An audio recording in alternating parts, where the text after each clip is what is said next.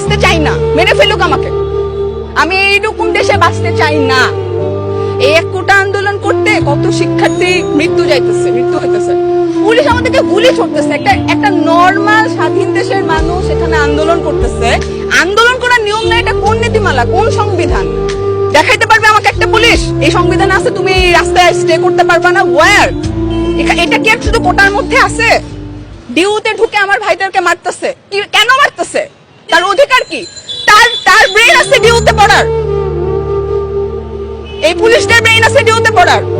ফাজলামি করে তারা আমাদের সাথে, অবশ্যই বলতে পারি সে একটা মেয়েকে মারতে পারে না। কিভাবে সে রংপুরে ছেলেটাকে মারলো? সে এরকম করছে, তাকে গুলি মেরে দিল? তার তো বিশ্বাস আছে যে পুলিশ তাকে মারবে না, তাকে মেরে দিল কিভাবে? হাউ ডেয়ার দেয়ার!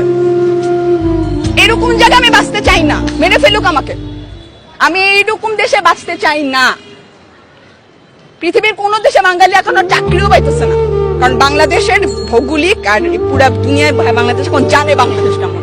একটা রেড অ্যালার্ট কান্ট্রি হচ্ছে বাংলাদেশ।